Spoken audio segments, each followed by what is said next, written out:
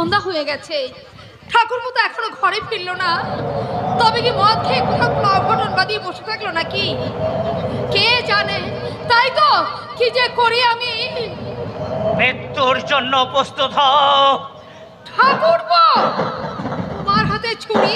হ্যাঁ, এই ছুরি আমি তোমার বুকে আমলে বসিয়ে দেব। ঠাকুরপো, তুমি শুধু আমার বংশের নামই ডুবাওনি, আমার জীবনটাকে তুমি ব্যর্থতার আকারে ভরিয়ে দিয়েছো। তাই তোমার মতো ব্যবসায়ীকে আমি এই পৃথিবীর আলো বাতাস ভোগ করতে দেব না। বেশ ভাই বেশ, নরহত্যার পাপ তুমি কেন গায়ে মাখবে ভাই? তা থেকে ছুরিটা দাও, আমি নিজের হাতে আমার বুকে আমল বসিয়ে দিই। ঠাকুরপো, তুমি শুধু অসতী নয়, বুদ্ধিমতী বটে। এই ছুরিটা আমি তোমার হাতে দিই আর উল্টে তুমি আমাকে খুন করো, তাই না?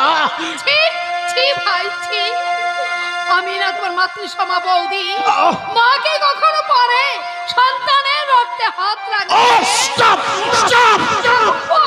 বন্ধ করো তোমার স্তব বাক্য।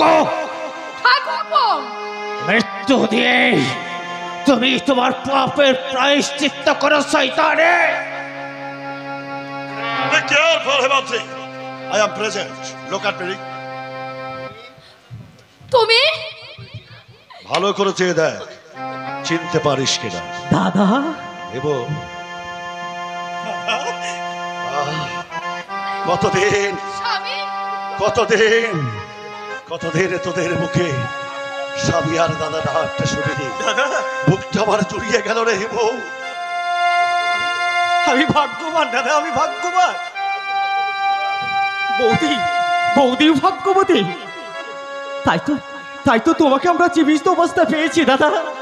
কিন্তু একটা কথা দাদা, কি করে এত বড় একটা অসম্ভব সম্ভব হলো? সবাই জানে তুমি মৃত, অথচ। শোন ভাই, আমি সব আমি তোকে খুলে বলবো, কিন্তু এখন সময় আমার হাতে খুব কম। এখন এখান থেকে তাড়াতাড়ি পালিয়ে যেতে না পারলে পুলিশের হাতে আমাকে ধরা পড়ার আশঙ্কা রয়েছে। তবে হ্যাঁ, একটা কথা শুনে রাখে পাচ্ছি, আমি কিন্তু খুন করিনি। সুদর্শন নিজে খুন করে সমস্ত দোষটা চাপিয়ে দিয়েছিল আমার মাথা। দাদা, তুমি আমায় ক্ষমা করো দাদা, আমি যে তোমার শান্তি করেছি দাদা। বিধির বিধানে যা হবার তাই হয়েছে, তাতে তোর কোনো দোষ নেই রে হিমু। কিন্তু তোর মুখ থেকে মদের গন্ধ বেরোচ্ছে কেন? আমি বাধ্য এই বিষ পান করেছিলাম দাদা। আর কোনোদিন আমি আর এই স্পর্শ করবো না দাদা। বৌদি, বলো ভাই। আমি তোমার কথা অবিশ্বাস করি। তোমাকে না আমি অনেক কটূক্তি করেছি, এমনকি আমি যে তোমাকে খুন করতে উদ্যত হয়েছিলাম। বৌদি, তুমি কি আমাকে ক্ষমা করে দিতে পারবে না বৌদি? পাগল কোথাকার, মা কি কখনো ছেলের উপরে রাগ করে থাকতে পারে? তাহলে দাদার পাশে গিয়ে দাঁড়াও বৌদি। আমি তোমাদের দুজনকে প্রণাম করেছি।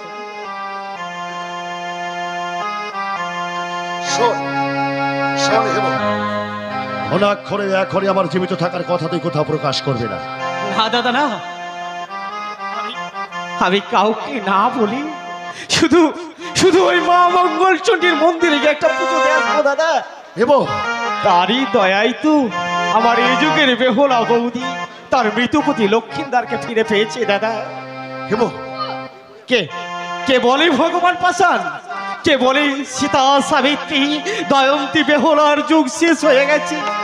সবই আছে, সবাই আছে বৌদি, সবাই আছে। শুধু এই আমরাই আমাদের এই চোখ থাকতে অন্ধ হয়ে গেছে বৌদি। এই হৃদয় থাকতেও আমরা হৃদয়হীন সেজেছি বৌদি। হৃদয় কল্যাণী, আজ কি তুমি পালিয়ে যাবে? উপায় কি বলো কল্যাণী? এখনো যে দুর্যোগের রাত্রি ভোর হয়নি, সূর্য ওঠার যে এখনো সময় হয়নি কল্যাণী। তোমার ছেড়ে থাকতে আমার ভীষণ কষ্ট হচ্ছে। তোমার চিন্তায় আমার প্রাণ ব্যাকুল হয়ে কাঁদছে। পরে কল্যাণী, তোমার জন্য আমার অন্তরাত্মাটা হাহাকার করে কেঁদে ওঠে। জানি না আর কতদিন আমাকে লোকচক্ষুর অন্তরালে এমন করে লুকিয়ে থাকতে হবে। কতদিন এই শয়তান সুদর্শন সেন আইনের কাছে ধরা পড়বে।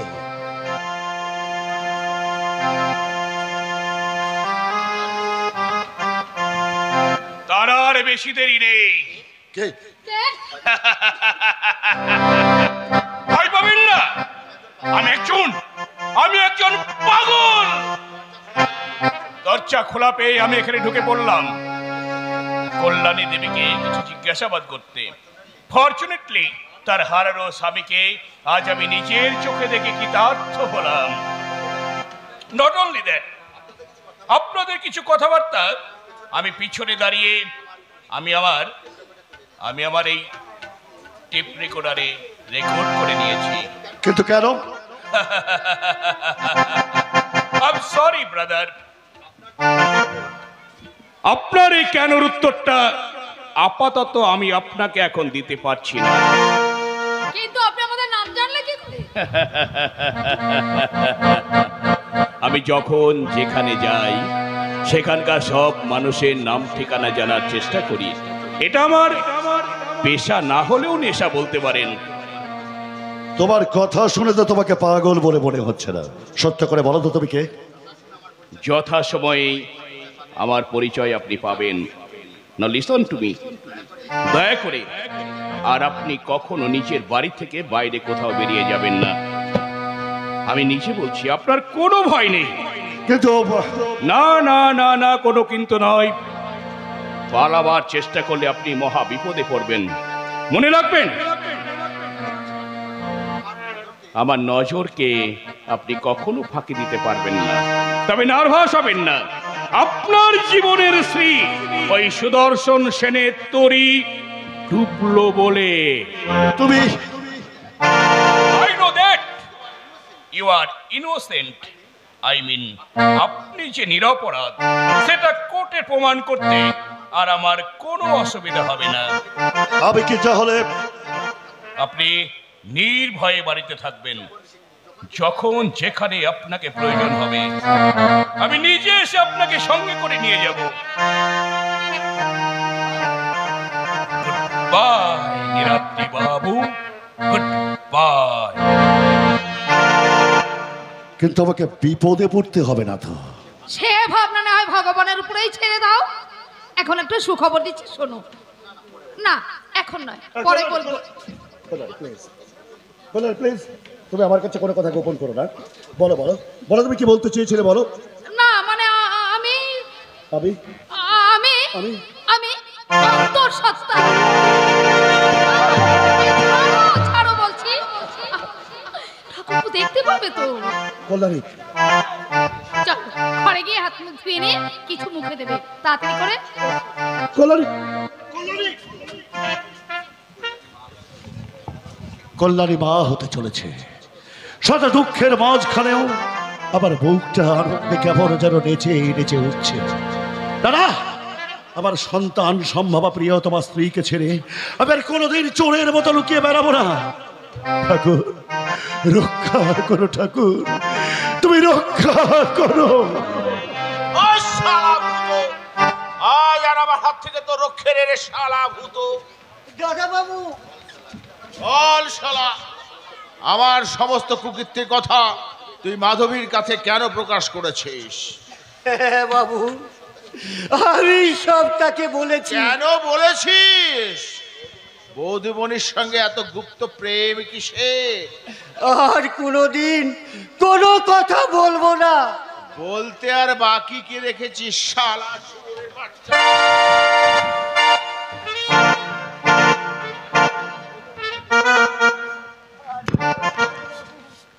আমি তোমার পায়ে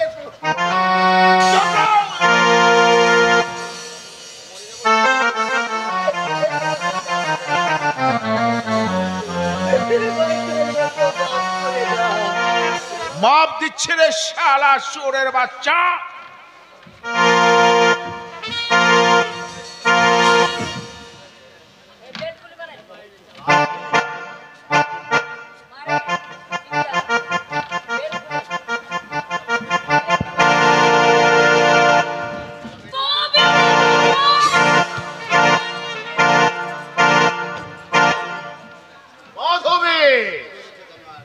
হয়েছে জানো?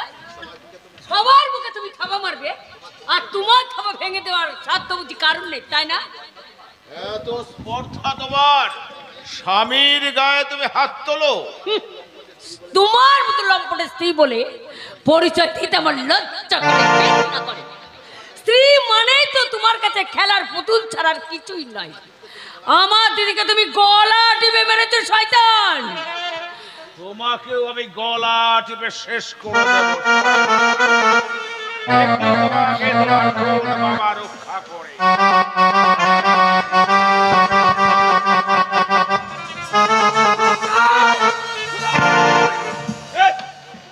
ও তুমি? তোমার লম্পটের কথা কয়েকদিন আগে শুনেছিলাম, আর সচক্ষে দেখে ধন্য হলাম। মাধবীর মতো নোংরা মেয়েকে ডোন্ট টক রাস্কেল, দুনিয়ার সবাই নোংরা, তুমি একাই মহাপুরুষ, তাই না? Get out! I say get out of my house. All at once, না হলে দারোয়ান ডাকতে বাধ্য। ঠিক না? তোমার ওই রক্তচক্ষর ভয়ে আমার দাদা এই বাড়ি থেকে কিছুতেই যাবে না। সে তো তোমার কাছে ভিক্ষে চাইতেছিনি, দস্তুর মতো টাকা পয়সা সোনা দানা দিয়ে এই বাড়িতে দুটো বোনের বিয়ে দিয়েছে। তারই সম্মান, তারই সম্পত্তি নিয়ে আর এতদিন ধরে তুমি স্ফূর্তি লড়ছো। বটে,